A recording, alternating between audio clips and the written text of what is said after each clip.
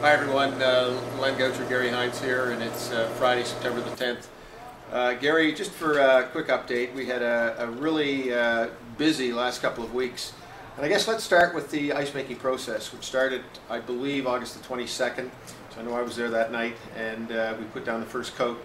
Maybe you could give us a little insight as to the ensuing few days, especially with the incredible heat we had there for about 5 or 6 day stretch. Then our process started off was quite encouraging because our temperature dropped almost overnight to allow us to start making ice. But about 3 days into it, we got these abnormal temperatures, and we ran into the same difficulties as everybody else in Metro making ice. We had a plant that was struggling because we were getting increased heat in the ammonia system, and therefore we got increased pressure, so we had to turn it down and run it manually, shutting one plant off to cool the other, and almost 24-hour babysitting for a period of 4 days.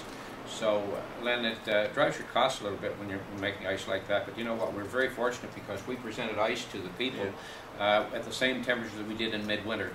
The interesting thing is, Gary, I know a lot of credit to our chief ice maker, Jamie, and also Chief Engineer Peter. Between the two of them, I know Jamie with his skills with the ice, and actually this was his first year, was it not? This was our first go at it without any assistance from outside.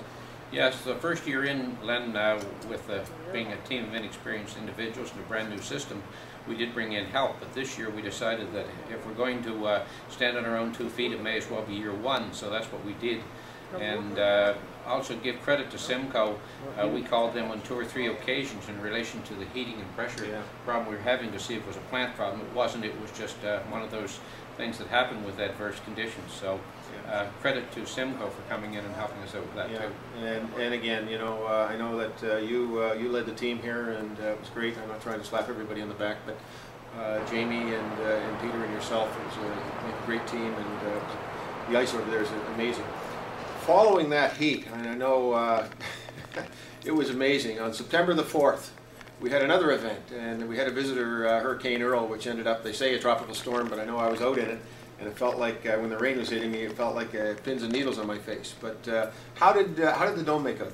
Well, Len, if there's anything we've learned over the last year in relation to the dome is that in adverse situations that you always be proactive rather than reactive. So our crew was proactive. We put the pressure up inside the dome, and I know if you were in there and you'd never been in there in a wind event, it would be terrifying, but the dome stood up well, and the only thing we had was we shook loose 3 or 4 hangers for the light system, and they're designed to do that so that they don't get beat up, they will fall and they'll hang. And so anyway, it was a couple hours work the next morning getting the lights back, and it was just as though nothing happened. I know that there's the picture of it running there now behind us during the storm.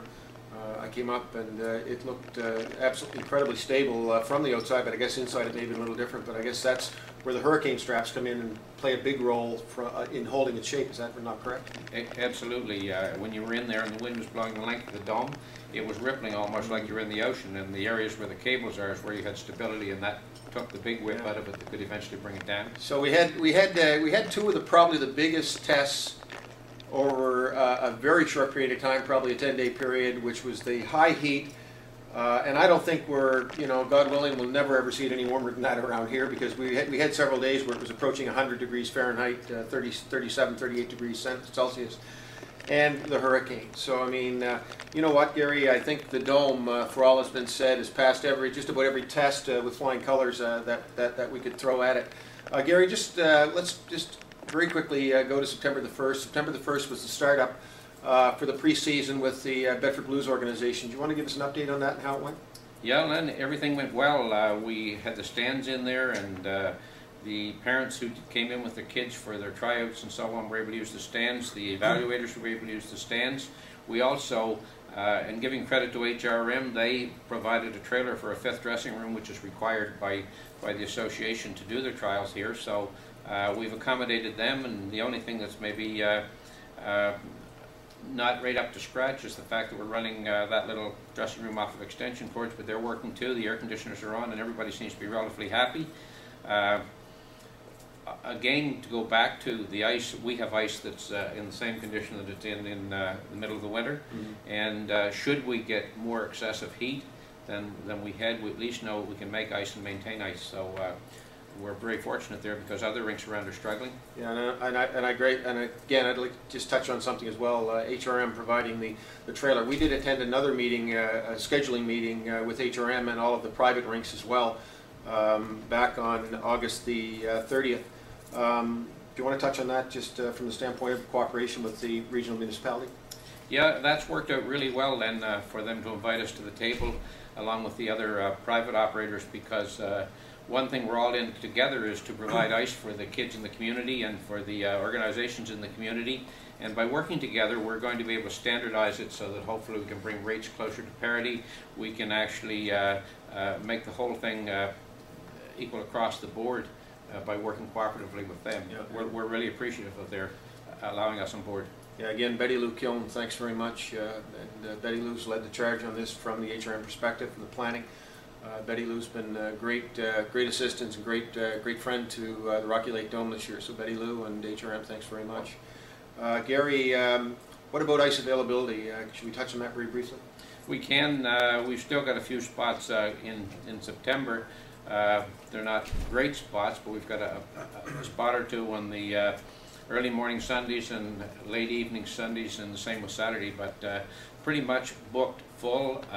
Cancellation or two coming and going is the only time it's going to be available. And we only have one space, I think, that will be Tuesday night, which was cancelled by one of the gentlemen. So if any of you gentlemen out there are looking for a spot for your team, give us a call.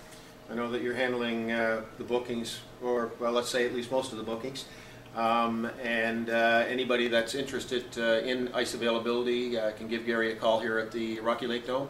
The phone number is 832-0348, or you can try us. Email is just as quick.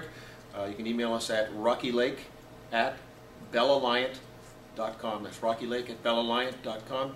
Gary, once again, congratulations to you and the team on a job really well done with regard to the things that have been thrown at it, both from an environment standpoint and the hurricane as well. So you guys have done a great job. From Gary Hines, Len Goucher, it's Friday, September the 10th, with an update on the Rocky Lake Dome, and we look forward to seeing everybody here. See you here, guys.